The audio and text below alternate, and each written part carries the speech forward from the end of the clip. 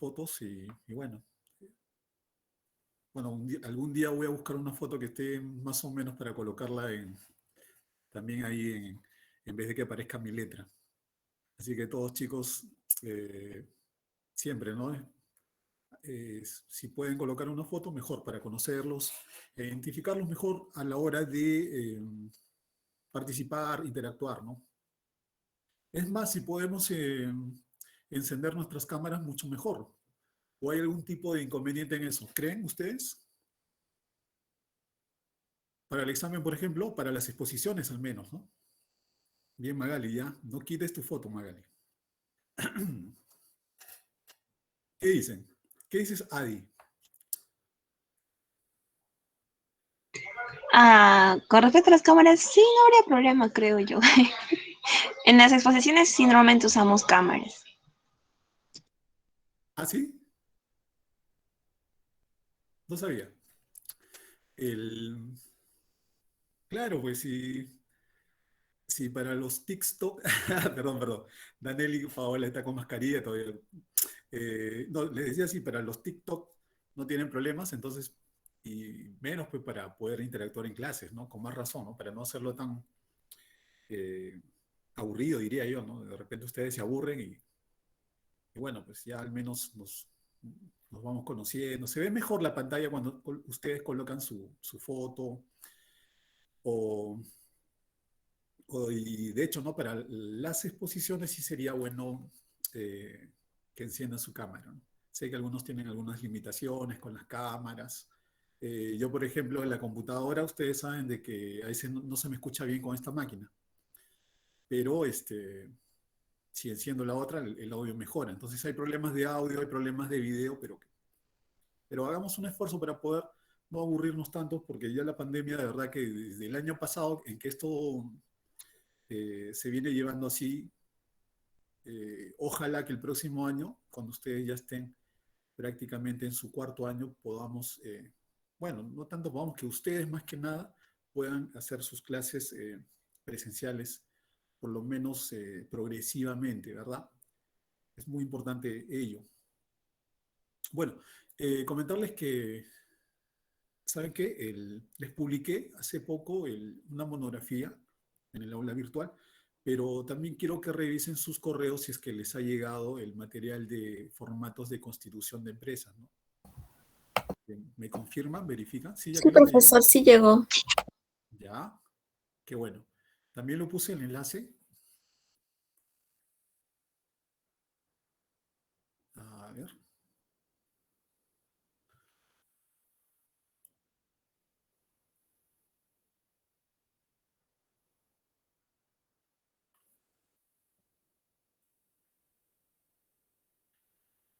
Bueno, verán ustedes que aquí he puesto, hace poco he puesto esos modelos de constitución que es bueno tener una biblioteca en nuestra laptop, ¿no? Con formatos que nos van a ayudar en un determinado momento, vamos a necesitarlos, ¿no?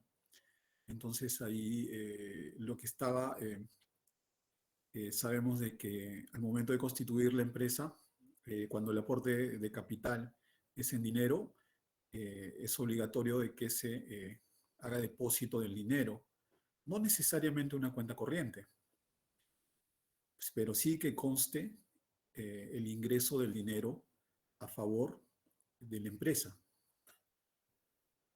Y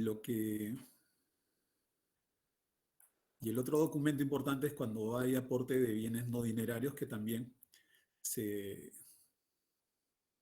es un modelo en el cual está la relación de aportes no dinerarios y su valoración y el estado en que se encuentran, ¿no? En buen estado de conversación, no conservación, y, y bueno, y su valor, ¿no? Valorizado. ¿Ya? Y de hecho acá tiene que firmar el gerente y también la persona que hace entrega, ¿no? Ambos. Y adicionalmente, ¿quién? Ahí tú que lo sabes todo, ¿quién?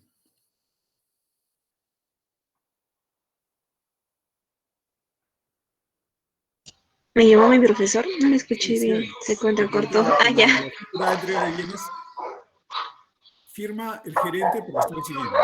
¿Quién más firma?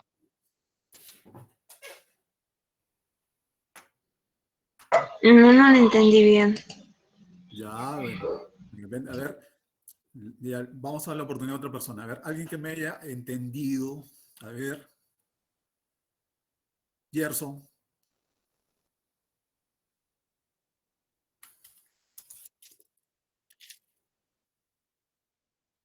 Ah, Gerson, ¿qué documento tenemos acá? ¿Se ve o no se ve? Sí se ve. ¿Cómo se llama? ¿Lo puedes leer?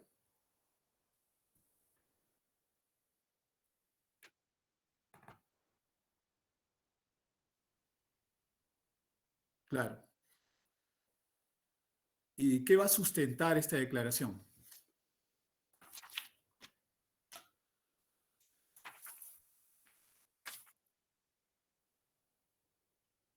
Correcto, pero ¿en qué momento de la Constitución?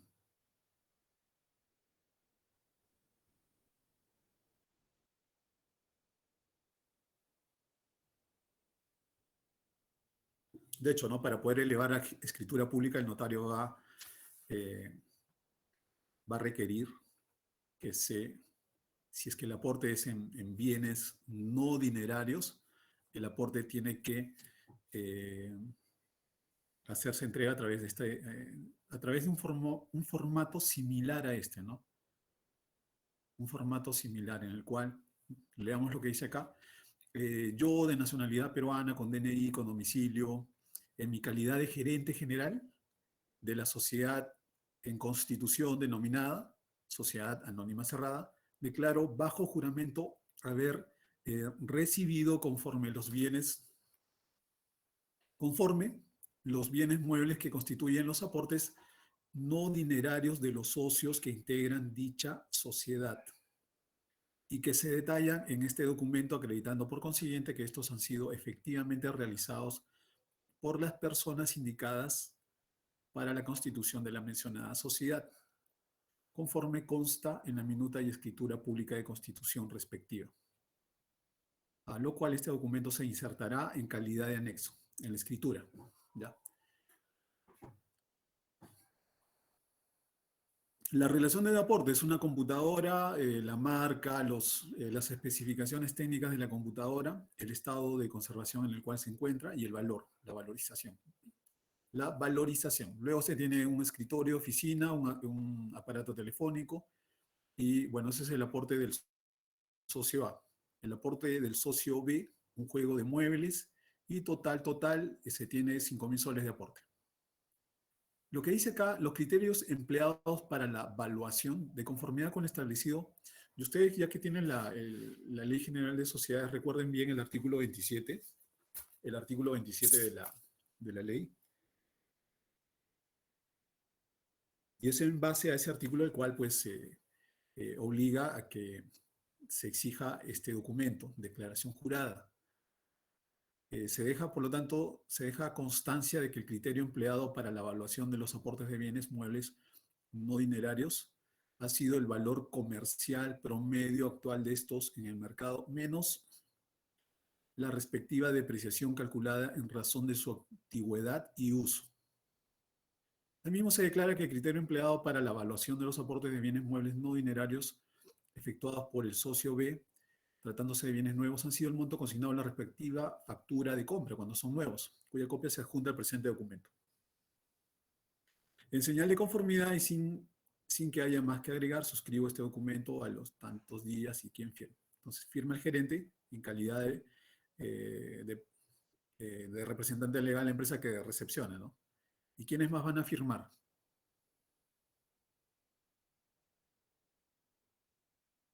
¿Serían los Sí. aportantes, profesor?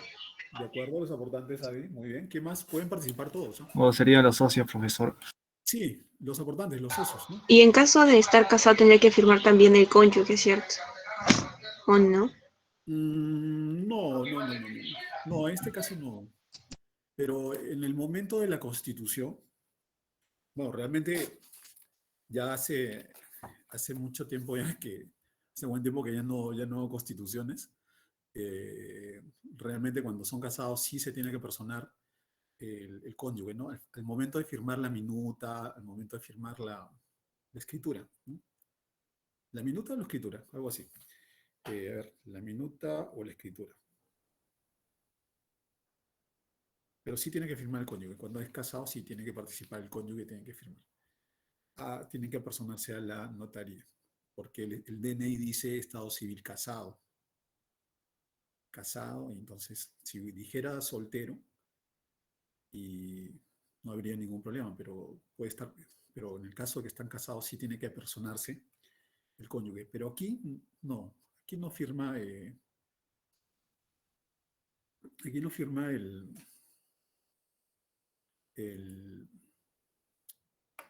los cónyuges, sino que respecto a estos criterios de evaluación, por eso les decía, artículo 27 de la Ley General de Sociedades,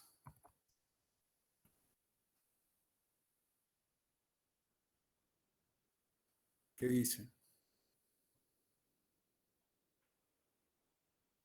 No, este es de otro país, ¿no? Ley General de Sociedades 26887.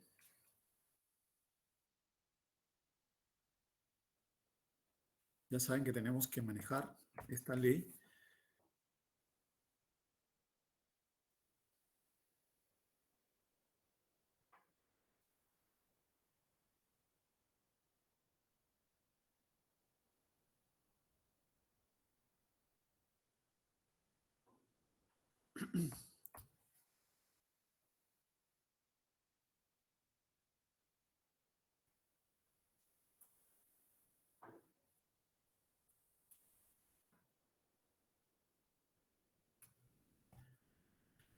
En la escritura pública donde conste el aporte de bienes o de derechos de crédito, debe insertarse un informe de valorización en el que se describe los bienes o derechos objeto del aporte, los criterios empleados para su valuación y su respectivo valor.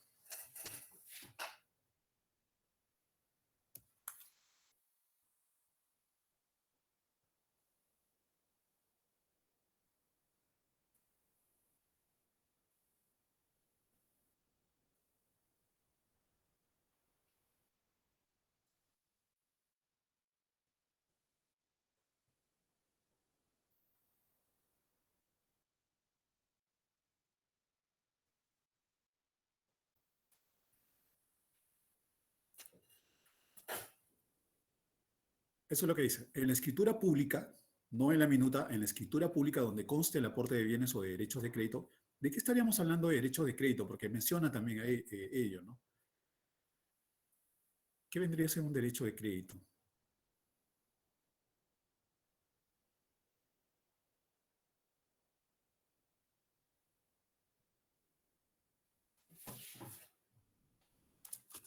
A ver, ideas, lluvia de ideas.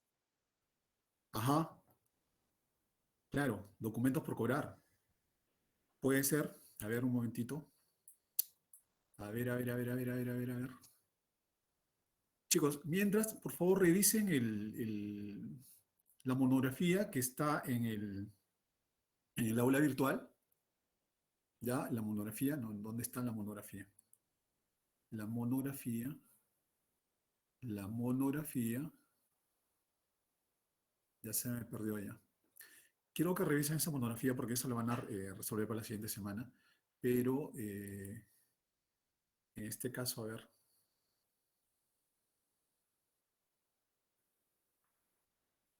¿es correcto lo que dice esta monografía? ¿Sí? Respecto a los datos, si hay alguna duda para que lo puedan resolver para la próxima semana. ¿Ya? Dudas respecto a esta monografía. Y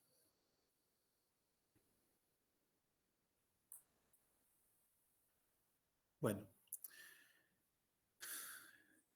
lo van revisando, pero recordar, ¿no? Este artículo 27, no solamente aporte de bienes, sino derecho de crédito.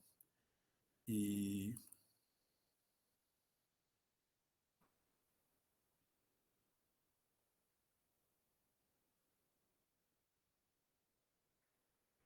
A ver. Acá tenemos esto, ¿no? Criterios empleados para la evaluación de estos aportes de bienes, ¿no? Pero cuando hablamos de derecho de créditos, podría probablemente tener un documento por cobrar que tenga el aportante, ¿no? Que, que podría ser una letra por cobrar, eh, o distintos documentos por cobrar que existen, ¿no?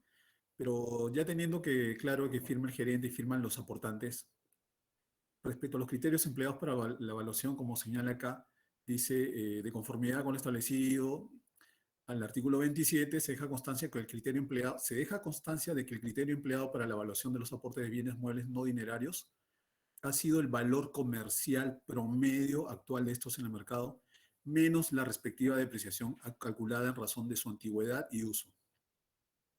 Se declara que el criterio empleado para la evaluación de los aportes de bienes muebles ha sido un monto consignado en la respectiva factura de compra cuya copia se adjunta al presente documento. Entonces, cuando es bienes nuevos, no hay dudas respecto a su valorización, ¿no? Porque ese es su valor de mercado, ¿no? Pero cuando son bienes usados, se tiene que establecer cuál ha sido el criterio para poder valorizar esos bienes. Por lo tanto, ¿quién tiene que firmar acá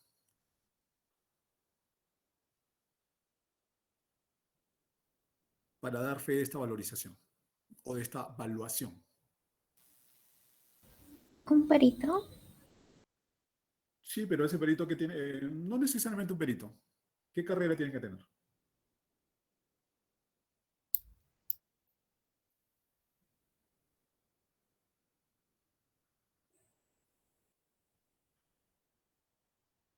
¿Mm? No, ¿quién se encarga de lo que es? ¿Quién se encarga de ser? Acá dice, ¿ah? Ha sido valor comercial, el criterio para la evaluación de los aportes de bienes, ha sido valor comercial, su respectiva depreciación en el mercado, menos la respectiva depreciación calculada en razón de su antigüedad y uso, ¿no? Obviamente, para determinar eso se tiene que tener el comprobante de que acredite la fecha de compra de estos bienes usados. Y bueno, hay que estimarle la depreciación, ¿no? Para determinar su valor actual, ¿no? Porque habla de su valor comercial, promedio actual en estos momentos en el mercado. Lo que podría estar, un artículo que puede estar bajo esas, por ejemplo, una laptop que pueda tener ya hace unos 4 años y que esté en buen estado hoy día, y esa laptop está en buen estado de funcionamiento, se tiene la factura o la boleta de hace unos 4 años. ¿Quién podría estimar la depreciación de esa computadora?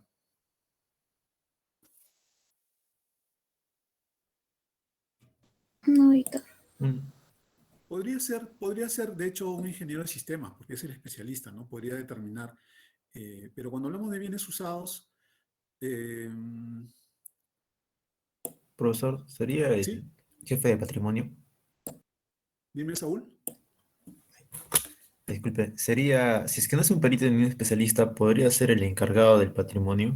Jefe. No, pero por eso, ¿qué profesión? ¿Quiénes son los especialistas en este tema, digamos, al momento de constituir? ¿Mm? A ver, vayan pensando, ¿ya?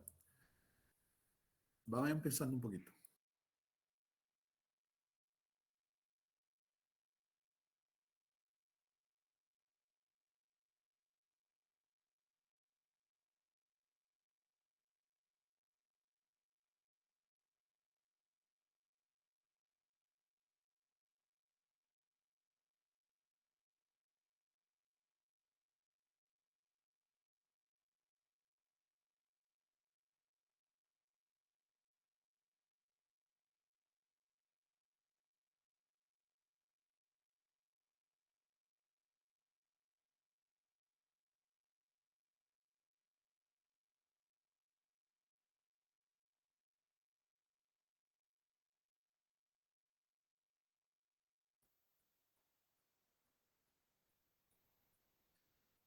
Chicos, me están escuchando, ¿verdad? Cuando acá en esta monografía que les he encargado, fácil, no está para, no está para romperse la cabeza, ¿no? Yo les pongo un ejercicio, ¿no? Acá les pongo una operación. Se compra muebles y enseres a la empresa sudamericana SAC según factura 002-7000, ¿no? Al contado, por 15.600 soles más IGB. De hecho, acá no coloco fechas, ¿no? Son, probablemente es, no probablemente, ¿no? Yo estoy asumiendo que es un mes, ya corresponde todo a las operaciones de todo un mes. Ya, y entendamos entonces de que la compra de los muebles y enseres se realizaron con fecha el primer día del mes, ¿no? Ya,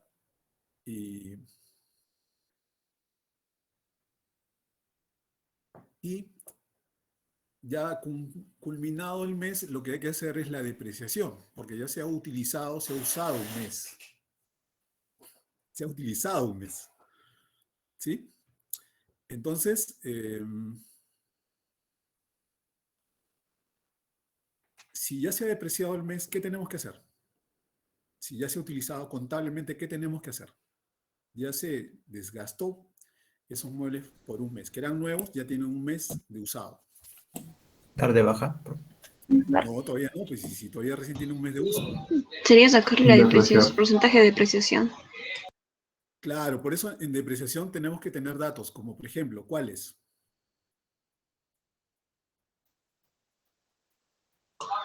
La fecha en que inició el uso del... Claro, la fecha de adquisición, claro, la fecha de entrada en uso, pero en el momento que Su se valor. compró, se empezó a utilizar, ¿no?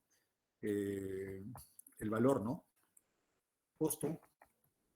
Luego tenemos algo muy importante. ¿Qué es la depreciación?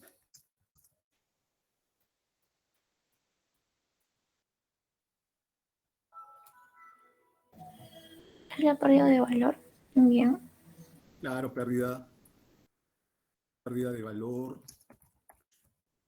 ¿Quién está participando? A ver, ¿solamente Adi o alguien más? A ver. Una profesora acaba de participar, Nicole Nicole, García. eso es. Eso, Nicole, para tomar nota, Nicole. Ya. Pérdida de valor, ¿qué más? Es que no me sé no puedo ver. Ustedes están viendo la pantalla, pero yo no estoy viendo sus nombres o quién participa. Por eso que ayúdenme para cada vez que participen, ustedes me indican, o si no llevan cuenta cuántas participaciones van teniendo, cosa que cuando yo les pregunte, a ver cuánto ustedes me digan, profesor, he tenido 5 participaciones, ya tomo nota de ello. Pérdida de valor de un bien, pero en este caso de un activo fijo. ¿Cuál es la cualidad de un activo fijo? ¿Cuál es la característica? Tiene que ser duradero, tiene que tener una duración más de un año, ¿no? Para que se pueda depreciar, si no lo convertimos en gasto. Tributariamente, se considera un valor considerar o no un activo. ¿Cuánto es lo que se considera tributariamente? Ahí está, Sí. un octavo. Un octavo del UIT, profesor. Un octavo, ¿cuál es la base legal?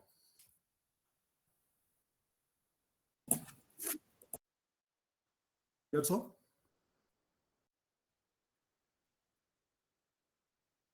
Claro, un cuarto, por eso es un cuarto, pero Saúl indica que es un octavo, por eso ¿cuál es la base ahí, Saúl? La verdad Que me he yo confundido. también... Creo que me he confundido. Rápido, tiene que buscar así en esta herramienta milagrosa que es Google. Rápido. Sí, tiene que digitar rápido.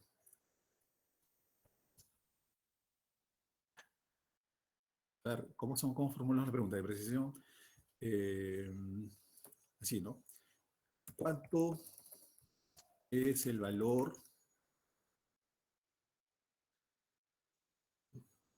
mínimo para considerar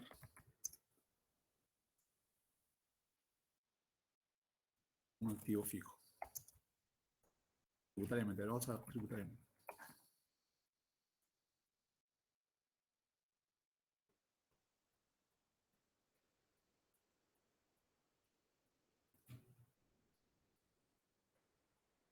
Bueno, debido a la pandemia, pues hubo varias medidas tributarias respecto a la depreciación que hay que tenerlas en cuenta, ¿no? Activo fijo o gasto, respuesta a un dilema, a ver qué dice acá. Contablemente le resumo 2 puntos. Que se cumpla la definición de activo, de acuerdo al párrafo 6 de la NI 16.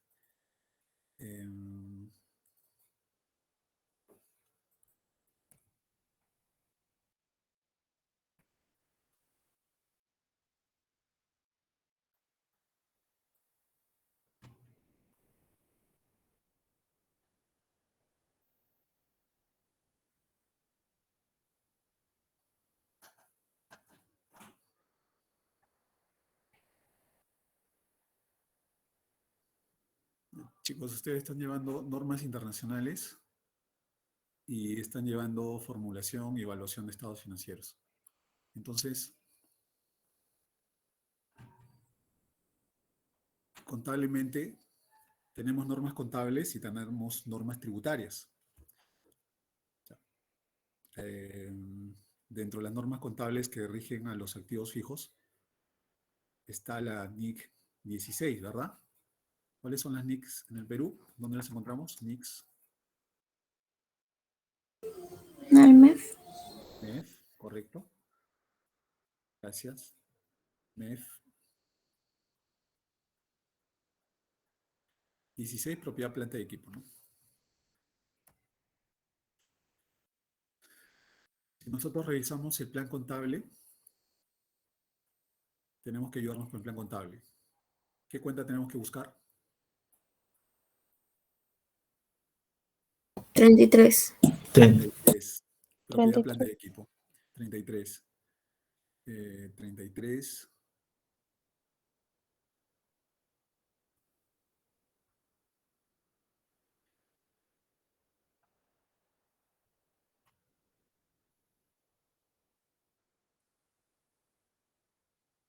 Sabemos que la 33 va asociada con la 46, 5, ¿correcto? No va asociada con la 42, ¿ya?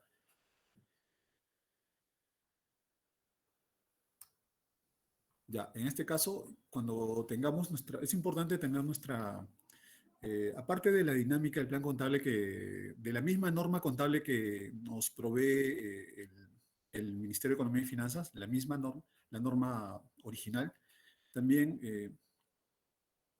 distintos autores en nuestro país, pues, eh, crean aplicaciones prácticas del plan contable. Por lo tanto, es muy importante leer. Bueno, acá estamos en la 31 me he pasado, pero tenemos que ir a la 33. Buscamos la 33. Me pasé, creo que estamos en 35.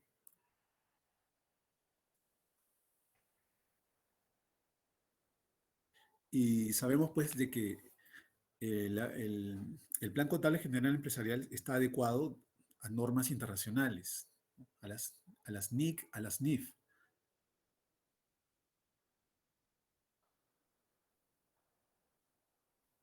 Ya acá tenemos la 33.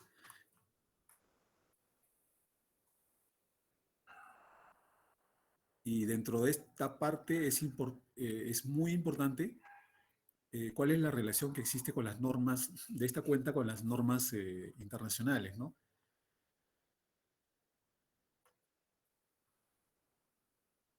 Y acá la dinámica nos dice, ¿no? Está relacionado con la NIC 16, propiedad, planta y equipo, 23, 36, deterioro del valor de los activos, 40, propiedad de inversión, NIF 5, SINIF 1, SINIF 5. Ya bueno, esto es para volverse locos, ¿no? Leyendo todo. SINIF,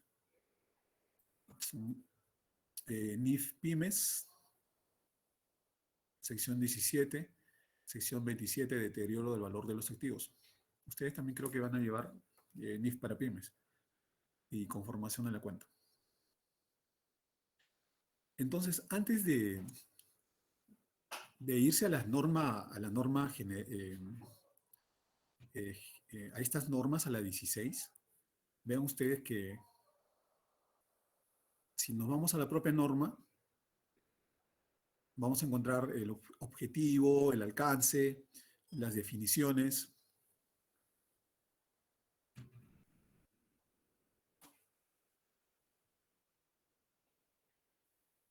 Reconocimiento, costos iniciales, costos posteriores,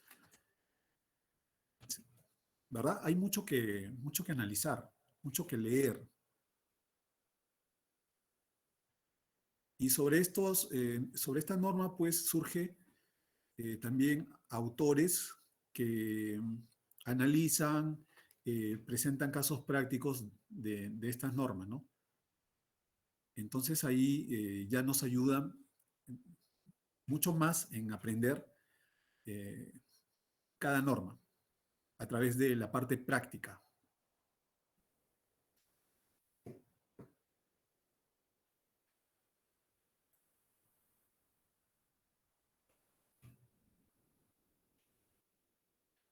Por ejemplo, acá tenemos un concepto muy importante.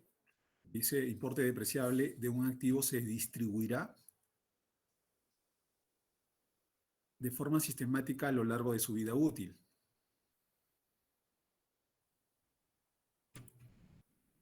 Por lo tanto, la depreciación viene a ser la distribución sistemática de un activo a lo largo de su vida útil. Palabra clave acá.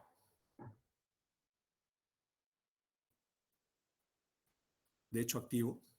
Hay que entender que es un activo, pero lo otro, vida útil de un activo. Si nos vamos al caso de la laptop, una laptop nueva, nuevita, 2021, 0 kilómetros, eh, ¿cuánto sería su vida útil? A ver, lluvia de ideas.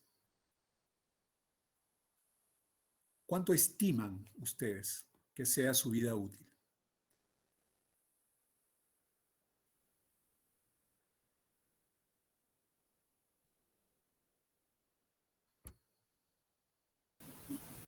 ¿4 o 5 años? Ya, puede ser 4 años, 5 años. A ver, ¿quién participó? ¿Quién? Angie Aski, profesor. Angie y Sofía. Ajá. ¿Pero cuánto le das, Angie? ¿4 o 5?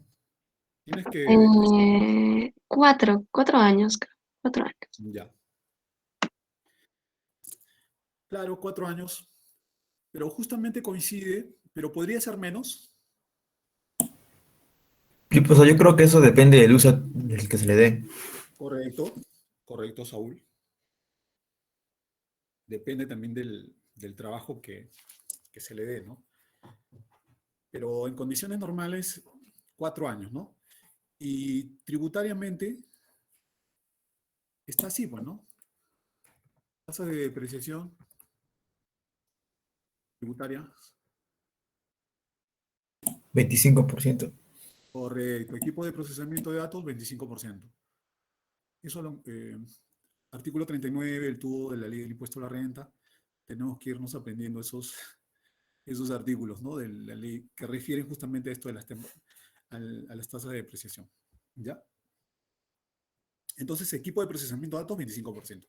Es decir, tributariamente, SUNAT te dice, a través de la ley del impuesto a la renta, te dice que para depreciación de equipos de cómputo, la tasa de depreciación dice porcentaje máximo anual. El máximo es 25%. Puede ser 20%, y si es a 20%, sí te lo permite porque vean ustedes que como lo dijo Angie, 5 años. A 20% sería 5 años. Hablamos de que la depreciación es una distribución sistemática de la pérdida de valor de ese bien a través del tiempo, ¿no? Entonces, también puede ser. No vamos a tener ningún problema tributario si es que lo depreciamos a 5 años o 4 años. Pero si coincide, realmente la vida útil estimada, realmente pues se llega a desgastar en ese periodo de tiempo, ¿sí? Pero dependiendo de las características del negocio, también puede ser que esta laptop, dependiendo, de repente hay muchas empresas que tienen que renovar constantemente y por lo tanto se tendría que estimar un porcentaje mayor. Podría ser un 30%, por ejemplo, ya que Saúl dijo, ¿no? Ya depende del desgaste que tenga. Pero si el desgaste es mayor a lo que tributariamente se señala, ¿sería aceptable tributariamente? Profesor, pero al nos, en el tubo cuando dice porcentaje máximo sería lo que el 25% nada más. El máximo. Ujú. Ajá. Puede ser 20%, no hay problema. Veamos la ley.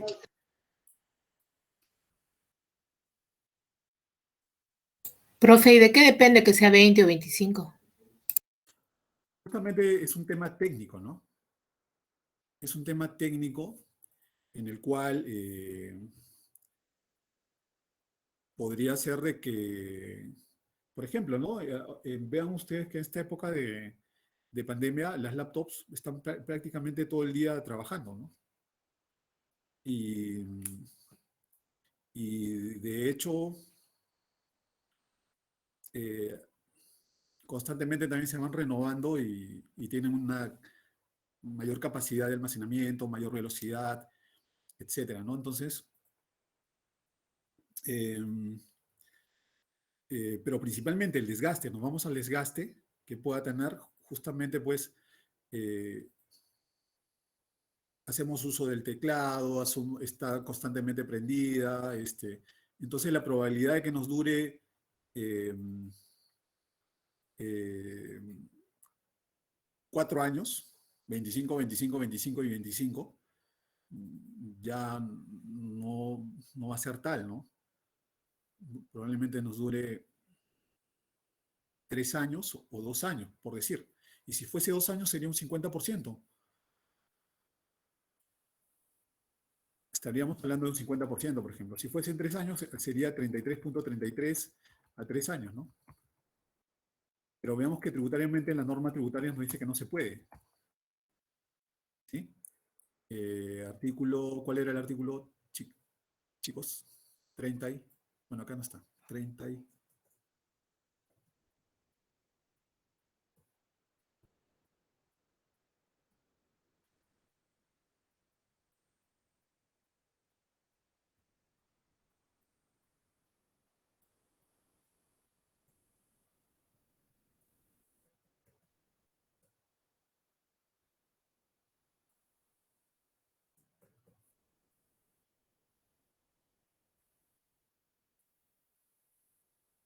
39, ¿no?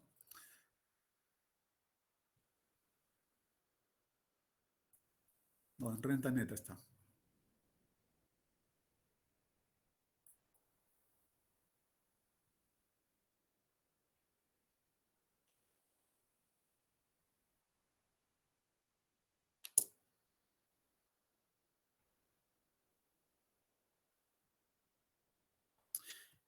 $39, ¿no?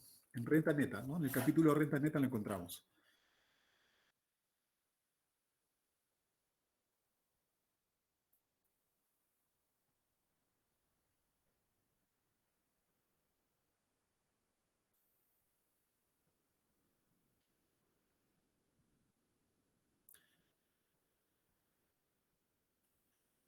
Bueno, acá les leo ya el desgaste o agotamiento que sufran los bienes del activo fijo que los contribuyentes utilicen en negocios, industria, profesión, otras actividades productoras de rentas grabadas de tercera categoría se compensarán mediante la deducción por las depreciaciones emitidas en esta ley. Las depreciaciones a que se refiere en el párrafo anterior se aplicará a los fines de determinación del impuesto y para los demás efectos previstos en normas tributarias, debiendo computarse anualmente y sin que en ningún caso puedan hacerse incidir en un ejercicio gravable de depreciaciones correspondientes a ejercicios anteriores. Dice, en ningún caso pueden hacerse incidir en un ejercicio gravables de depreciaciones correspondientes a ejercicios anteriores. Cuando los bienes del activo fijo solo se afecten parcialmente a la producción de rentas, las depreciaciones se efectuarán en la proporción correspondiente. Los edificios y construcciones se depreciarán a razón del 5% anual. Los demás bienes afectados a la producción de renta gravada se depreciarán aplicando sobre su valor el porcentaje que al efecto establezca el reglamento. En ningún caso se podrán autorizar porcentajes de depreciación mayores a los contemplados en dicho reglamento. Entonces acá buscamos dónde dice el reglamento, artículo...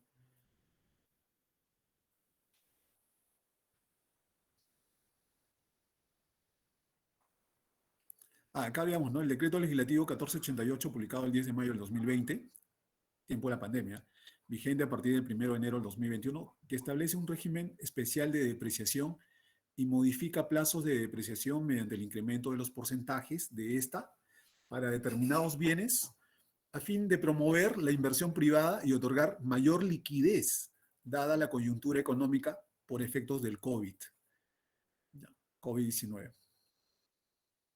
Entonces acá tiene un tratamiento especial el año respecto a la pandemia, ¿no? Lo que estamos viviendo respecto a las tasas de depreciación. El 41 dice, las depreciaciones se calcularán sobre el costo de adquisición, producción o construcción, o el valor de ingreso del patrimonio de los bienes. Entonces, cuando cuando yo les pregunto, ¿quién tiene que determinar en ese informe de valorización, quién tiene que hacer ese cálculo? Ya, cuando tengan la respuesta me avisan, ¿ya? Les voy a dar 3 puntos más en su examen. ¿Protocolo de pregunta? Por favor. En su examen sustitutorio, chicos.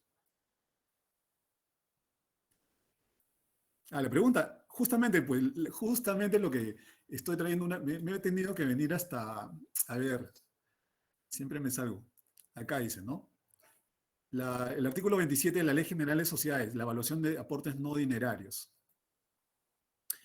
Esta valorización de esos aportes no dinerarios, es decir, bienes de uso, como podemos ver, muebles, computadoras, debe insertarse un informe de valorización en el que se describen los bienes o derechos objeto del aporte, los criterios empleados para su evaluación y su respectivo valor. Pero lo que señala el modelo,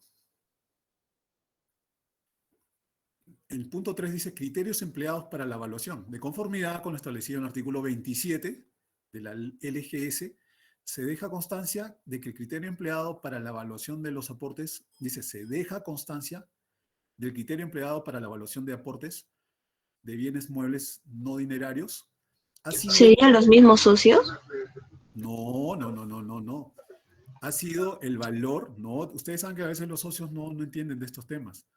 Ha sido el valor comercial promedio actual de estos en el mercado, menos la respectiva depreciación calculada en razón de su antigüedad y uso. Entonces, vida útil, el valor de la factura inicial, o la boleta, mejor dicho, porque probablemente tenía boleta. A ver, ¿qué más?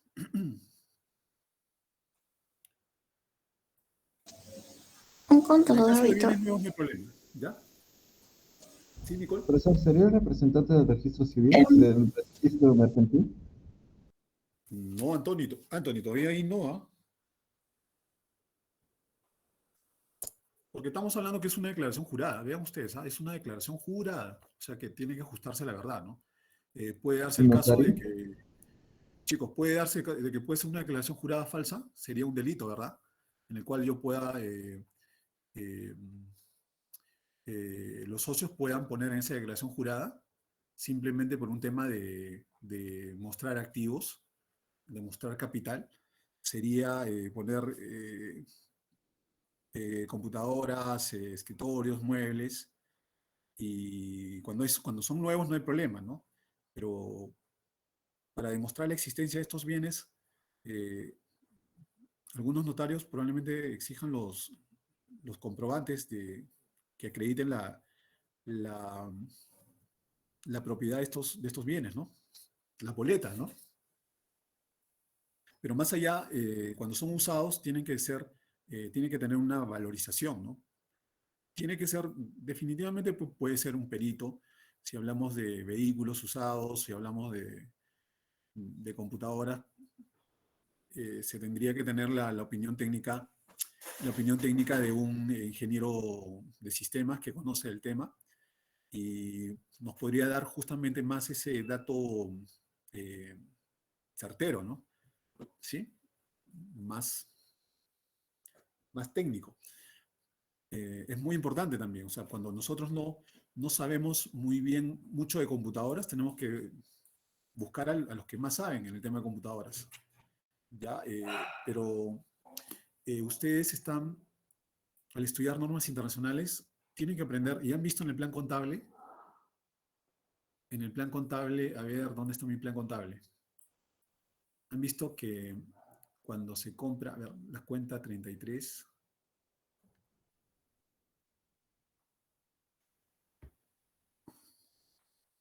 chicos, si ustedes se han metido a esta carrera, si ustedes han elegido esta carrera, mejor dicho, hablando mejor, eh, y aprovechando con toda la información que hay en Internet, sí tienen que esforzarse bastante, bastante, porque hay mucha competencia para ustedes y bastante lectura. ¿Ah? Por ejemplo, tenemos la 32, bueno, me he venido hasta la 32. ¿Qué hace la 32 acá?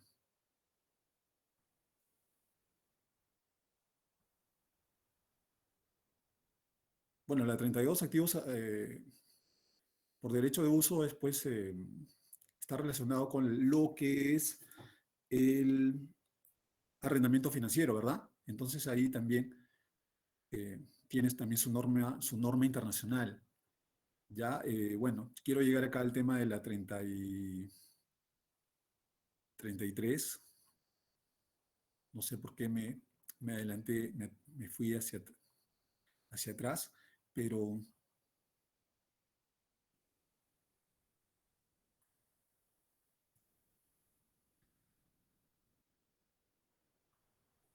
cuando vemos la estructura de las cuentas, subcuentas, divisionarias, subdivisionarias, observamos siempre esto, ¿no? Si vemos, por ejemplo, edificaciones, tenemos terrenos, edificaciones, maquinaria, unidades de transporte, muebles, que es 33.5. Acá en el caso de muebles, nos habla de costo y revaluación, ¿no? Costo y revaluación.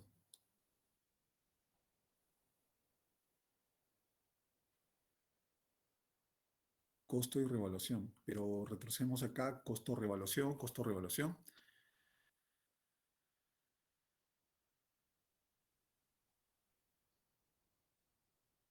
Y cuando vemos acá en lo que es planta productora, costo, revaluación, costos de financiación, valor razonable. ¿Sí? Y de valor razonable ya ustedes ya deben haberlo visto antes, ¿verdad? Acerca de valor razonable. Y tiene una propia, valor razonable tiene su propia NIF. ¿No? Cuando compramos mercaderías, por ejemplo la 20,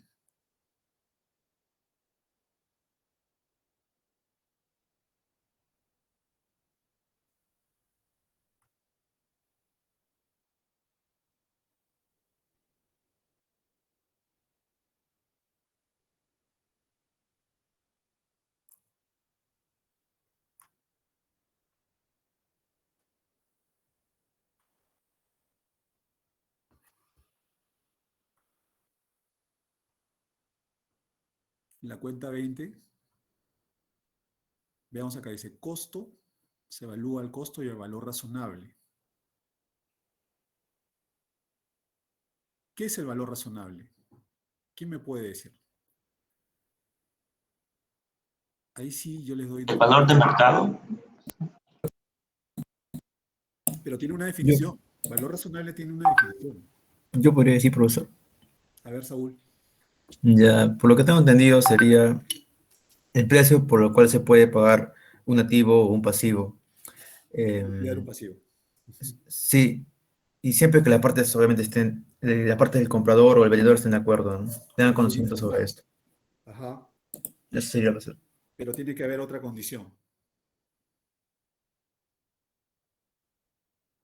Tiene que haber un Ah, mercado. también de que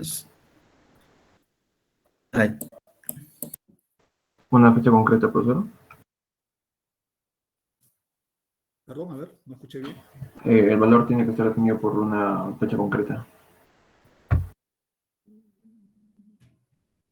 Si puedes dar un ejemplo, a ver, de Nilsson. O sea, algo quizá no valga lo mismo dentro del mes que el día de hoy. Pero si hablamos del día de hoy, nada más. Presente, un valor presente.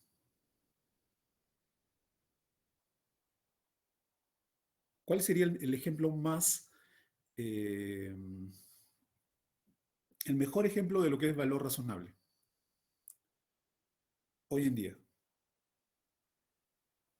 Porque una condición es que exista un mercado activo. Los tipos de cambio. Sí, también, claro, puede ser, pero ¿quién participó ahí? ¿Tipo de cambio quién dijo?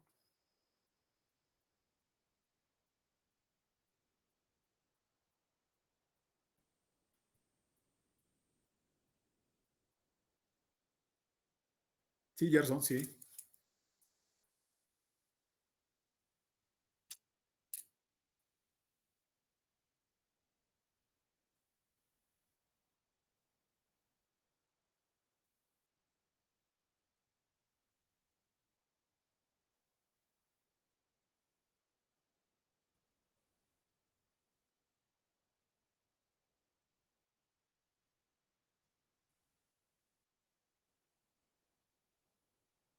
Ya, bien, sí, está bien, Gerson. Está bien, vamos bien. Y creo que todos tenemos que entender ese concepto. La NIF de valor razonable es la NIF. ¿Cuál es la NIF? La 13, ¿no? 13, 13.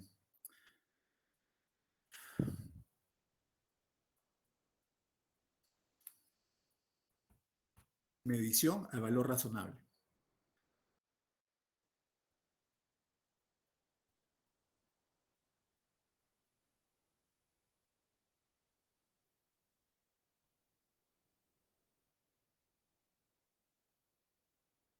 Definición de acuerdo a la NIF. El precio que se recibiría por vender un activo o que se pagaría por transferir un pasivo en una transacción ordenada entre participantes del mercado en la fecha de medición. ¿No? Es correcto lo que dijo también de Nilsson, la fecha, eh, en la fecha de medición, ¿no? Entre participantes del mercado. Ya. Se refiere a un mercado activo. Y el mejor ejemplo es la bolsa de valores. Es un mercado activo. ¿Ya? Y como lo dijo también Saúl, Gerson, ¿no? El precio del mercado, ¿no? Es uno de los criterios para determinar el valor razonable. Cuando hablaron también del tipo de cambio, también, ¿no? Pero concretamente el valor de las acciones, veamos de que cuando contablemente se hace una compra de acciones, se tiene que hacer por intermedio de una sociedad de agente de bolsa y igual, ¿no? Lanzamos una oferta de compra y de la otra parte el vendedor también tiene su sociedad de agente de bolsa y también tiene una propuesta de venta y que si coincide en el sistema de la bolsa de valores, se da la transacción, ¿no? Entonces, ese valor de adquisición, pues, ese va a ser contablemente el valor con el cual vamos a contabilizar, ¿no? La medición inicial de esas acciones en la empresa, ¿no? Pero de acuerdo a lo que dijo también de Nilsson, ¿no? Esas acciones pueden variar a través del tiempo. El valor, ¿no? El precio de esas acciones pueden variar a través del tiempo, pueden bajar o pueden subir, fluctúan, ¿no? Entonces es que se tiene que hacer una medición posterior y, y a través de esa medición posterior que se tiene que hacer a la fecha de presentación de los estados financieros, pues puede haberse generado una ganancia o generado una pérdida. Y como sabemos, pues, que esta situación de coyuntura en el país, creo que observamos en una clase determinada, buscando en la Bolsa de Valores, por ejemplo, siempre Bolsa de Valores de Lima, vimos de que cómo es que, cómo es que estaba,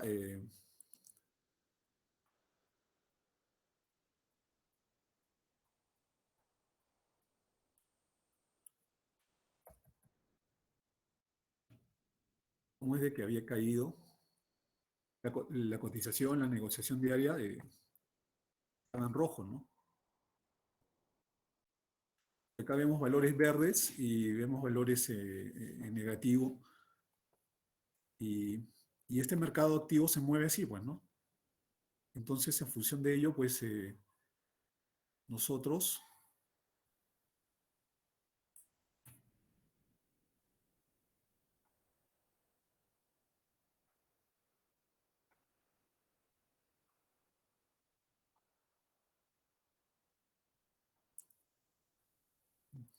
al ver la dinámica del plan contable, por ejemplo, acá vamos a observar,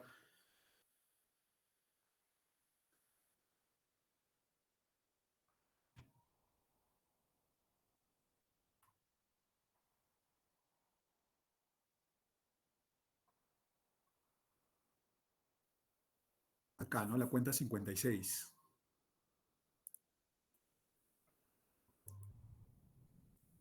Ahí entra a tallar la cuenta 56, ¿no?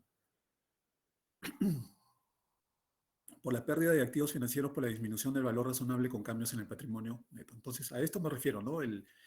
Para poder tomar como un punto de inicio y entender mejor el concepto de lo que es valor razonable, tomar como ejemplo lo que viene a ser la cotización en la bolsa de valores. Entonces, a partir de ahí, debemos dar lectura, pues, a lo que viene a ser la cuenta contable 11. Y como les decía, ¿no? El plan contable, las cuentas están eh, adaptadas a las normas internacionales, ¿no? Y es por eso que se tiene que a veces modificar, ¿no? El plan contable, el anterior a este, al 2019, era del 2009. En cambio, en 10 años, las normas internacionales constantemente están cambiando, actualizándose, modificándose, se derogaron unas. Sabemos pues de que antes eran NICs, todavía hay NIC, muchas NIC que están vigentes todavía, pero también hay, ya vamos viendo que hay NIF, ¿no? Normas Internacionales de Información Financiera, ¿no? Eh, Se sabe pues que en un inicio era pues el comité IASC quien emitía las normas internacionales de contabilidad y esta finalmente quedó en la norma 41 que era agricultura y a partir de ahí este comité dio la posta al IASB que sesiona en Londres y es ahí donde se generan pues las normas internacionales de información financiera, ¿no? Por eso que en conjunto las NIC, las NIF son, a referirnos de ella hablamos de normas internacionales de información financiera, ¿no? Y que son los principios contables, ¿no? De acuerdo a lo que dice la misma Ley General de Sociedades, el artículo 223 de la Ley General de Sociedades. ¿Dónde está mi ley? Mi Ley General de Sociedades, chicos, ¿ustedes la han visto o no?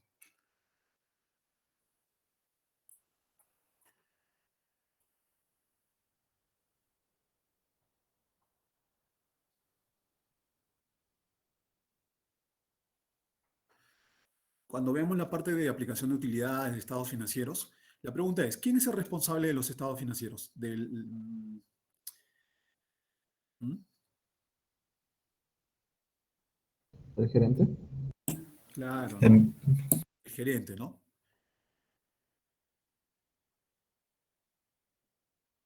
Y el 223 señala, por eso, que los estados financieros se preparan y presentan de conformidad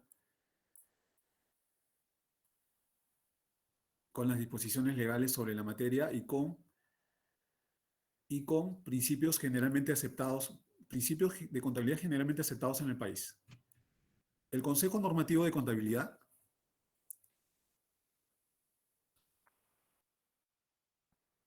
es un ente del Ministerio de Economía y Finanzas y sabemos que el plan contable es el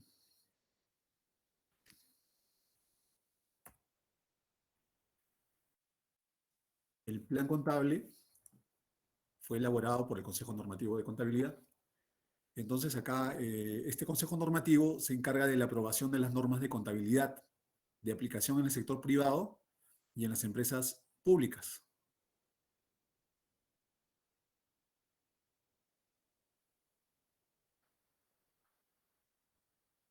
Y acá está, quiénes integran el Consejo Normativo de Contabilidad, quiénes son sus miembros, y de hecho el Plan Contable General Empresarial es una resolución del Consejo Normativo de Contabilidad.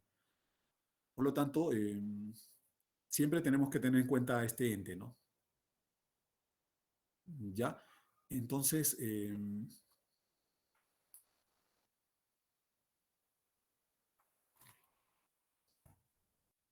tomar nota también del artículo 223, por ejemplo, porque cuando vamos a ver la responsabilidad del representante legal, y vamos a ver que también tenemos que relacionar esto con la ley penal tributaria. Ya tenemos que ver así rápidamente también esa norma, ¿no? Pero cuando hablamos del artículo 223, dice preparación y presentación de estados financieros, se habla de que los estados financieros se preparan y presentan de conformidad con las disposiciones legales sobre la materia. ¿Cuál principalmente? A ver, ¿La tributaria? Anthony, a ver, no te escucho bien, Anthony, a ver. ¿La materia tributaria? No, Anthony. Cuando habla acá dice que los estados financieros se preparan y presentan de conformidad. También, también. El tema de tributario también, definitivamente. Pero principalmente de conformidad con disposiciones legales sobre la materia, se está refiriendo también a las normas tributarias y a las normas contables. Normas contables y tributarias, prácticamente. Pero incluso esta misma Ley General de Sociedades, ¿no? Pero específicamente una norma contable.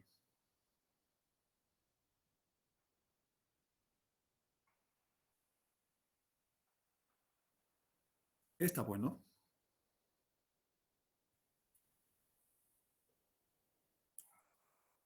El plan contable. ¿Ya? El plan contable. Por eso que por eso que el plan contable, yo les explicaba en la clase anterior, ¿no? Tenemos que usar las 60.1, las 61.1, tenemos que utilizarlas. Pero ¿para qué si no las necesitamos? ¿Por qué no hacemos los libros contables directamente 21, el crédito fiscal con abono a la 42.1.2? ¿Para qué la 60.1, la 61.1? Entonces acá la ley obliga. ¿Ya? Sobre todo, principalmente para las sociedades, están obligadas a preparar y presentar su información de conformidad con disposiciones legales sobre la materia y con principios de contabilidad generalmente aceptados en el país. Se está refiriendo a los...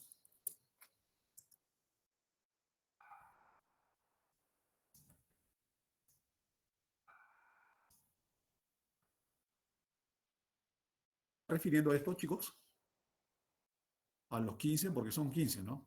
Acá dice 14, ¿no? ¿A eso se refiere?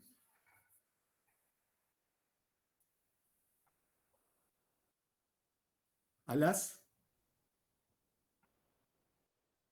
Gerson, bajito se te escucha, Gerson.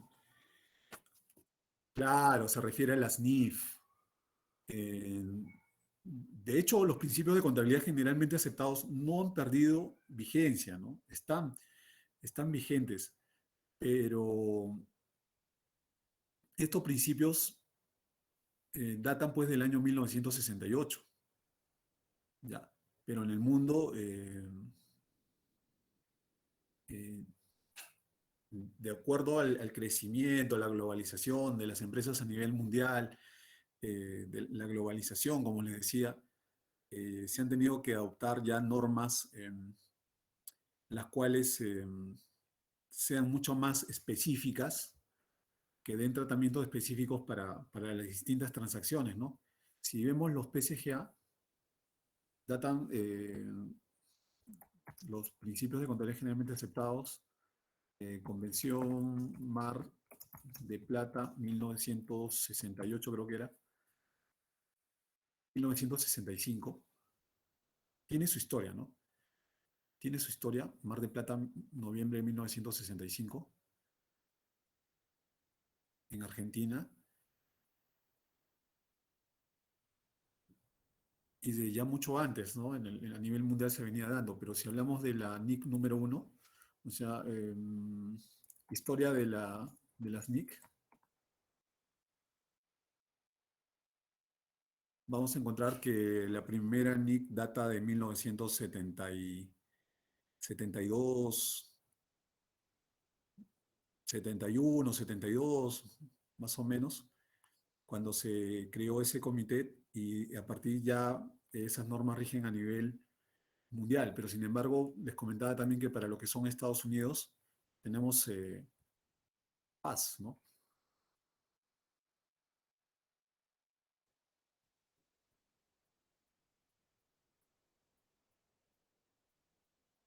Estados Unidos tiene sus propias normas que cuando ustedes creo que van a llevar un curso de armonización contable, es que justamente eh, la IFRS y FAS tienen que, bueno, ya han venido trabajando normas en común, ¿no? Me parece que está la de 15, la 15, correcto, la NIF 15 es la que se ha venido trabajando en conjunto, entonces, para armonizar criterios, ¿no? Contables a nivel mundial. Entonces, eso en el tema de normas. Entonces, cuando se refiere acá la Ley General de Sociedades a lo que es principios de contabilidad generalmente aceptados en el país, no está hablando de los PCGA, ¿no? Está hablando de las NIF, como dijo Gerson, ¿no? De las NIF, normas internacionales. Por lo tanto, veamos pues de que las sociedades tienen que preparar su información conforme lo dice la norma, ¿no? O sea, no podemos dejar de lado las normas internacionales de información financiera. Y por eso ustedes están estudiando normas internacionales de información financiera. Y,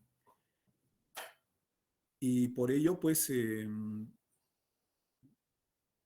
respecto a las empresas que cotizan en la bolsa de valores, de todas las empresas que cotizan, pues todas aplican normas internacionales y de hecho están pues están obligadas también a presentar esa información auditada, ¿no?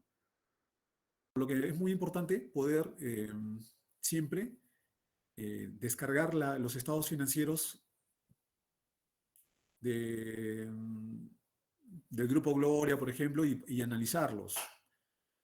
Seguramente en algunos de los cursos les van a pedir que ustedes analicen, y en este curso también, ¿no? Para poder eh, agarrar más experiencia en ese tema, ¿no? De conocer los estados financieros y, ¿por qué no? Ustedes tienen que pensar en grande y ¿por qué no solamente tienen que pensar en que Tacna no hay empresas, que son pequeñas empresas, son pequeños micros empresas, no, tienen que pensar en grande y tienen la posibilidad, pues, de poder llegar a, a laborar en una empresa eh, que cotiza en la Bolsa de Valores de Lima, por ejemplo, ¿no?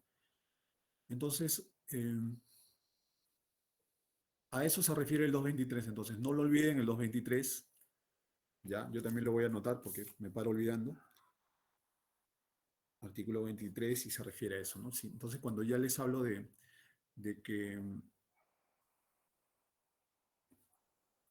del valor razonable, justamente el valor razonable se tiene que aplicar, ¿no? Al momento de preparar y presentar los estados financieros. Eh,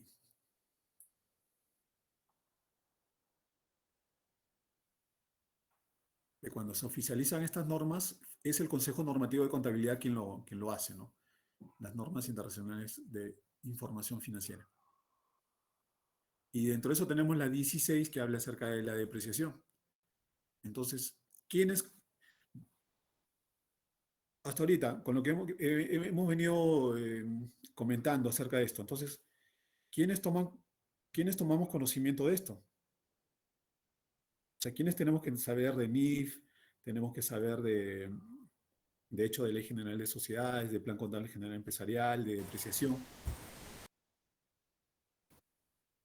Los contadores, profesor. Todos nosotros, sí, o ustedes.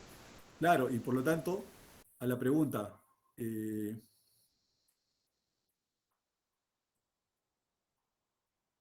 tiene que firmar acá? Un contador. Los contadores, ustedes. ¿Ya? Pues mucho cuidado con lo que hagan cuando firmen, por si acaso. ¿Ya? Porque son declaraciones juradas, ¿no? Y a veces, pues, pueden decir, por favor, fírmamelo, ¿no? Pues, no, pero ustedes, más que si ustedes quieren ser auditores, van a decir, pero ¿cómo voy a firmar algo? Tengo que ver lo que tengo que ver, ¿no? Y después cobrar también, pues, ¿no? Por ese servicio.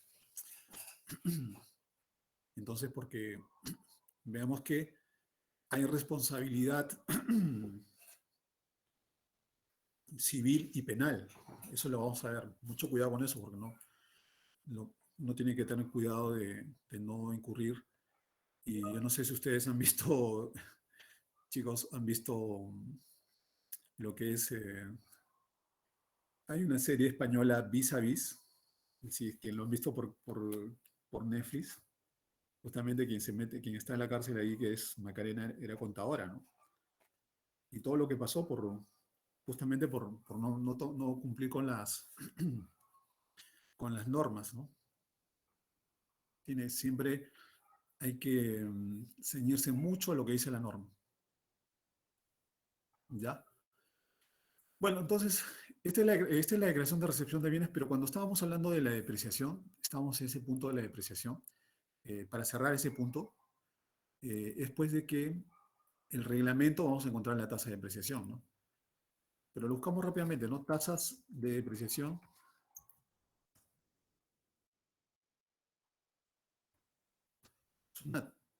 ¿Cuáles son las tasas de depreciación? Bueno, acá el 10 de febrero del 2021 tenemos un informe de SUNAT.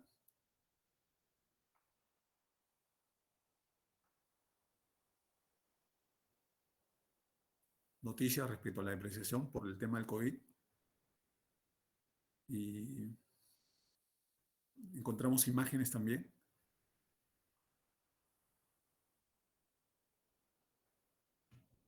Perú Contable, a ver, vamos a ver qué encontramos en Perú Contable.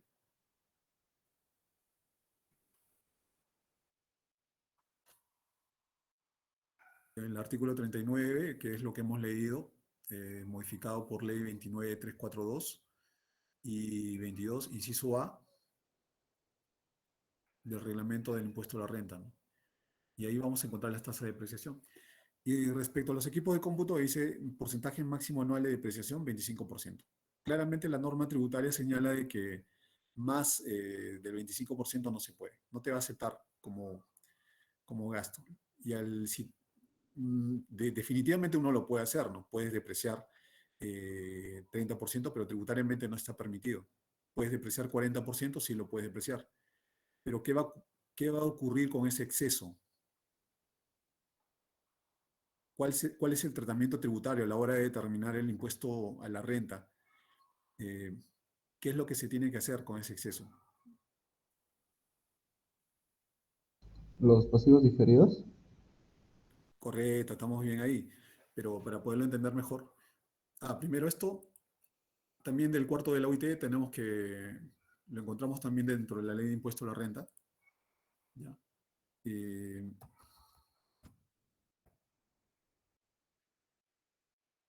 Cuando hablas de los pasivos diferidos, tenemos que hablar de una NIC. ¿Cuál es la NIC? Tenemos que estudiar una NIC. 12. La NIC 12, Saúl, correcto. Todos tienen que darle una leída. Esa es la que tiene la NIC, la única NIC tributaria, ¿no? La 12. Entonces, en esa 12, pues, si vemos que tenemos ventas menos costo de ventas y luego tenemos depreciación, utilidad bruta, luego tenemos depreciación, por ejemplo. Y puede decir 10.000, 6.000, 4.000 y la depreciación, entendiendo que se tiene, por ejemplo, un activo que es 1.000 soles, una computadora, ¿no? Una laptop, 1.000 soles, a 4 años sería 250 soles, ¿no? Entonces, si sería menos por un año, menos 250, pagado tributariamente, a 25%, ¿no? Sería 1.750. Se puede que sea el doble a 2 años, menos 500, depreciar. Cuando el tope es 250, lo podemos hacer, ¿no? Porque sí, realmente se gasta, ¿no? Se gasta. Pero estos 250 no te lo va a reconocer como gasto para ese periodo.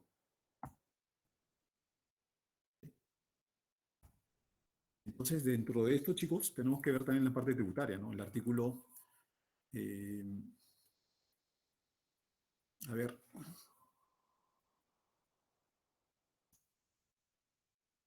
déjame consultar.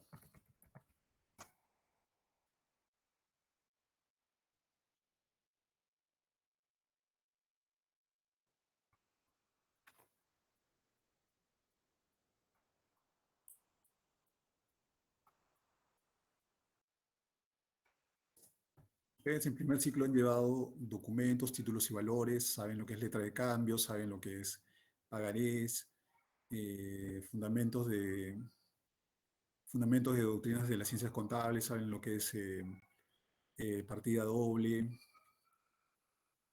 Luego en segundo han llevado armonización de ciencias contables. Justamente eso es lo que les hablaba, ¿no? El tema de las normas internacionales, las normas de Estados Unidos con las NIF, ¿no? Han llevado armonización y de hecho ya conocen, ¿no? Después han llevado realidad, introducción a economía, oratoria, contabilidad comercial, justamente, ¿no? En la monografía que yo les he alcanzado, justamente ahí, de esa forma, de manera, con los asientos contables de depreciación, ustedes la han desarrollado en contabilidad comercial. Matemática financiera, por ejemplo, lo que es un préstamo bancario, ya saben el método francés, ¿no? Para determinar las cuotas de un crédito, ¿no? De un préstamo. Luego en cuarto ciclo, el año pasado, ustedes han llevado contabilidad comercial 2 y bueno, están, o sea, rápidamente llegan a la hoja de trabajo o balance de estados financieros y bueno, está muy bien. Costos, estadística, normas contables han llevado en cuarto ciclo, entonces, para pymes. Entonces, de lo que yo he estado hablando, ustedes saben. Y ahora que están en quinto, sociedades, formulación y evaluación de estados financieros, derecho comercial y laboral, y normas contables 2, que están llevando ahora, finanzas, con el profesor Pablo seguramente, costos y creatividad empresarial. El tema de la legislación laboral ya lo están viendo acá, contratos de trabajo, bueno, en la parte es derecho comercial y laboral, ¿no? En la parte laboral también la van a ver. Pero están caminando bien, pero está faltando algo muy importante. Están estudiando costos, hay algo que ustedes no lo han visto todavía. ¿Qué es? Y que deberían verlo. Y que han debido verlo, y de repente lo han visto, pero como curso no está. ¿Qué es? Gerson.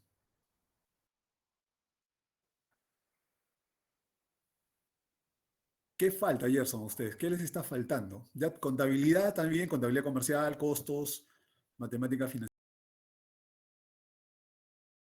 financiera, Tributación. tributación. Eso está faltando. Eso está faltando. Porque en sexto recién van a llevar fundamentos tributarios. Y los fundamentos tributarios, en mi criterio, deberían llevarse antes. Por lo menos si no es en el primer año, en segundo año. Entonces, esos fundamentos tributarios, vamos a atacar esos fundamentos tributarios, entonces. ¿Qué les parece? Entonces, de parte de ustedes, chicos, de parte de ustedes, ¿qué necesito de ustedes? Necesito... ¿Por qué? Justamente en esta monografía, como no hay parte tributaria y ustedes tienen que, yo les he puesto acá, que tienen que determinar el impuesto a la renta. ¿Ya? Pero para eso,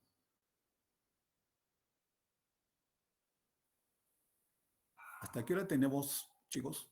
Hasta las 10 de la noche, ¿no? A las 8:20. 8:20. Deben dejar ya.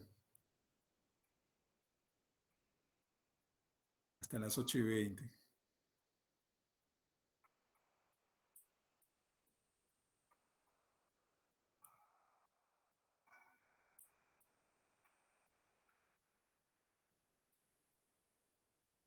Mm,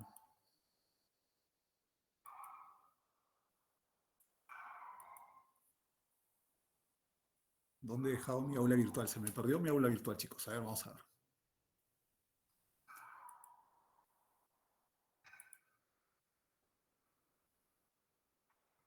Bueno, pero como les decía acá, la parte tributaria es muy importante porque les estoy pidiendo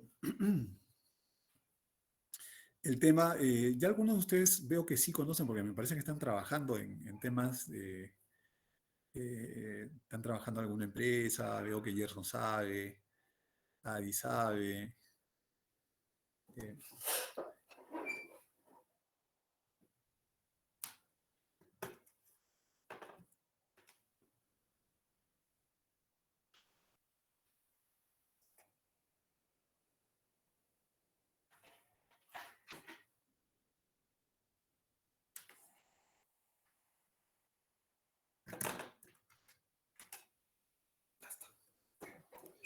bueno, entonces, acá yo lo que yo les pido es dos cosas, ¿no? Liquidar, respecto a estas operaciones, hacer la liquidación del IGB. Y como les he puesto una pequeña planillita, ustedes tienen que determinar de hecho cuánto es la obligación tributaria por salud y lo que es ONP y hacer el pago, ¿no? Pero adicionalmente también el pago a cuenta del impuesto a la renta, 1.5% sobre los ingresos netos. Entonces, el tratamiento contable de ello, bueno, tienen que hacerlo. Y de hecho lo han tenido que hacer en contabilidad comercial, de hecho, ¿no? Pero si tuviesen dudas, no, de hecho, dudas siempre van a existir, ¿no? Tan igual como la depreciación, ¿no? Que en este caso es 10% la depreciación, pero es la tasa anual para muebles y enseres. Lo que yo les pido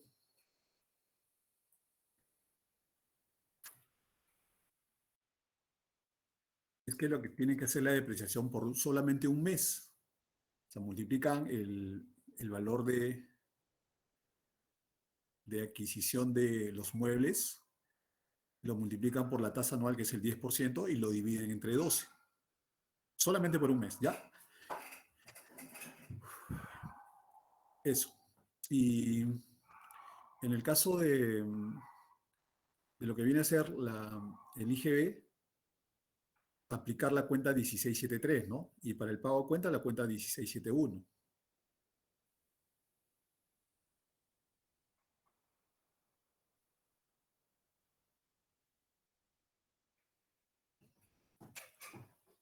Correcto.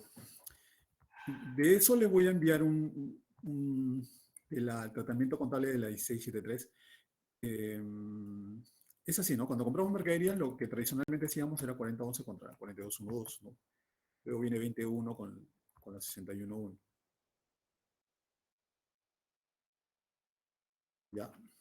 Luego viene la venta, 12-1, 40-11. Acá ya es deuda. Acá el IGB es deuda. El débito fiscal es deuda, 71. Y luego queremos para el IGB, pues, ¿no? Si acá hemos comprado mercadería 10.000, el IGB acá, crédito fiscal es 1.800. A la hora de vender estos 10.000, por decirlo, voy a vender en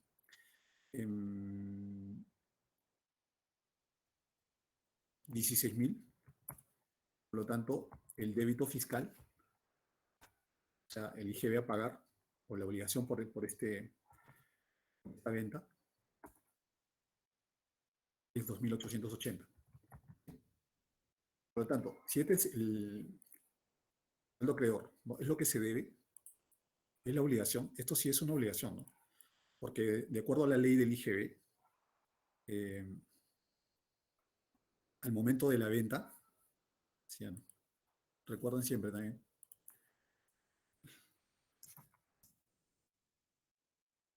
lo primero, ¿no? ¿Qué dice acá? Entendamos siempre, estos de cajón ustedes tienen que, de arranque, tienen que ir aprendiéndose ciertos artículos, ¿no? Y sobre el IGB, el primerito, ¿no? Del ámbito de aplicación del impuesto y nacimiento de la obligación tributaria. Nacimiento de la obligación tributaria. Ya, algo así como cuando, mejor dicho, dice, el impuesto general a las ventas grava las siguientes operaciones. La venta en el país de bienes muebles. Entonces, contablemente, ¿cómo demostramos eso? Ahora, ¿dónde me he ido con mi...? Esta es una venta. Venta. ¿Está grabada con IGB? Bien, grabado. Entonces, ¿nace la obligación tributaria? Nace la obligación tributaria.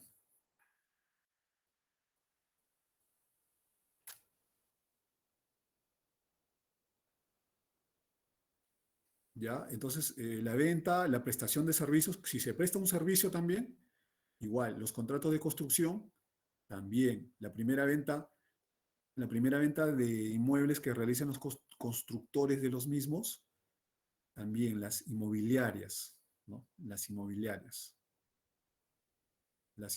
y los contratos de construcción están grabados. La importación también, la importación de bienes también está grabado con IGB. Conceptos no grabados te lo dice la ley. Ahora, respecto al nacimiento de la obligación tributaria, hay definiciones acerca de lo que es un contrato de construcción. También ustedes van a llevar ese curso también más adelante de contrato de construcción. Y acá está. Nacimiento de la obligación tributaria. Acá. ¿Cuándo nace la obligación tributaria? En la venta de bienes, en la fecha en que se emita el comprobante de pago. En la venta de bienes, en la fecha en que se emita el comprobante de pago, de acuerdo a lo que establezca el reglamento, ¿sí? Y acá es comprobante emitido acá. Comprobante emitido.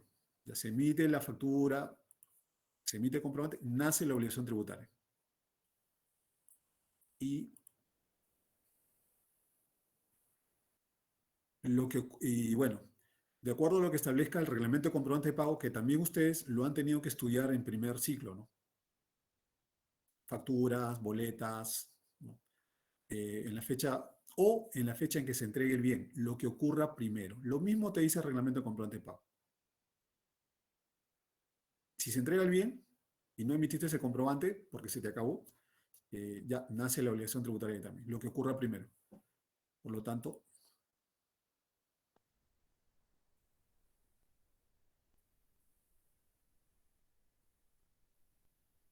esto ya es una obligación tributaria. Ahora, ¿y este IGB que está al debe, qué cosa es? ¿Qué me dicen ustedes? Esto de acá. Michel, a favor. Crédito fiscal. ¿Pero es obligación tributaria? No.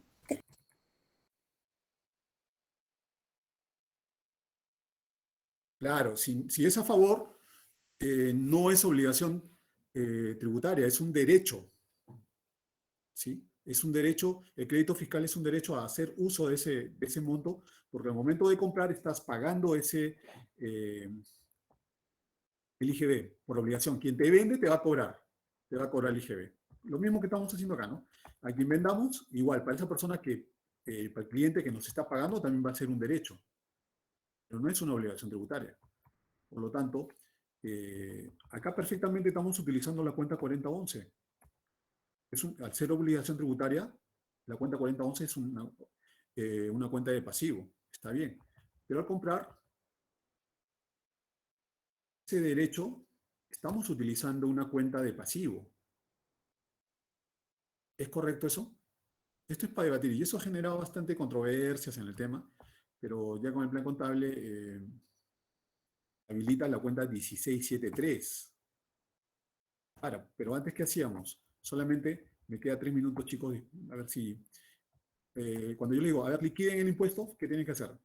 Liquidar y pagar el impuesto. Entonces, pagan el impuesto. Acá, la diferencia. El IGB a pagar, como tenemos, esto es crédito fiscal, ¿cuánto es lo que tengo que pagar?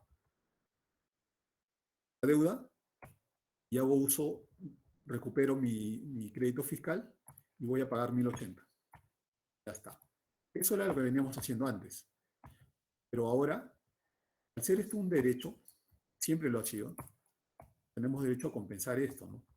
Entonces, acá yo tengo que reflejar contablemente cuánto es lo que debo. Mi deuda, mi obligación tributaria es 2.880. Bien, entonces, voy a compensar recién el crédito fiscal a través de una cuenta de activo, ¿no? Que viene a ser 1.800. Ahora, lo que viene a ser ya el pago del IGB tiene como resultado esto, 2.080. Entonces acá tengo mayor información y para la SUNAT también, desde luego, ¿no? Entonces, bueno, sobre esto podemos seguir bueno, así quiero que lo hagan, chicos, ¿no? Así quiero que lo hagan en su monografía, ¿ya? Y en todo caso les voy a enviar un material un Excel o un PDF que explicaba acerca de esto y para que lo puedan entender mejor, si es que no se ha entendido.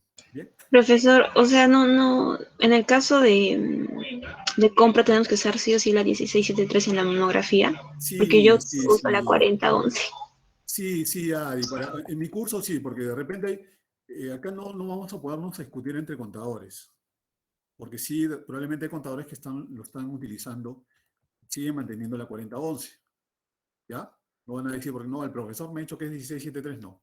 Yo después les voy a comentar más acerca de esto, pero en este caso me utilizan la 1673 y lo mismo para los pagos a cuenta. Los pagos a cuenta se hacían 4017 con la 104, no, 1671, chicos, para los pagos a cuenta del impuesto de renta. Si es 300 soles, 1671, ¿ya?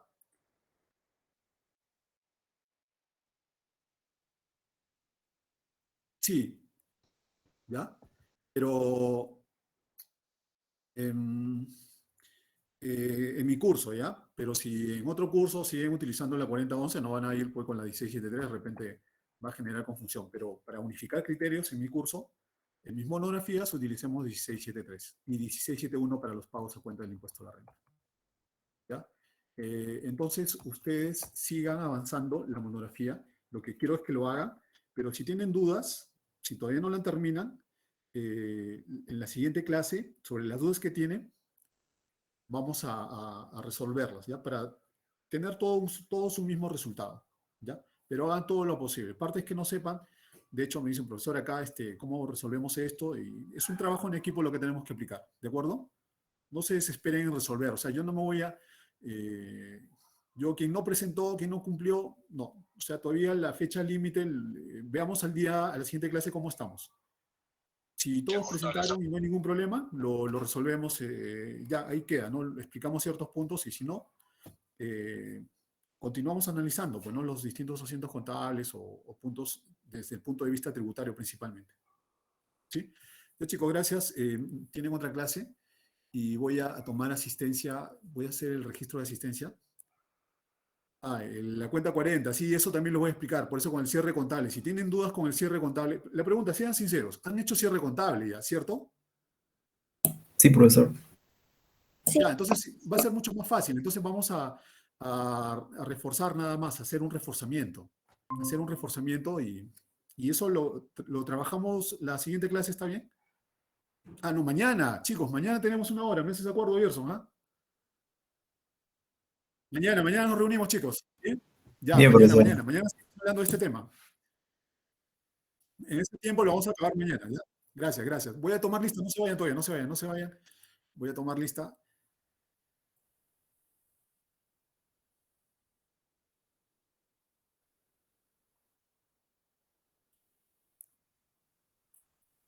Listo, chicos, gracias. Ahora sí pueden salir.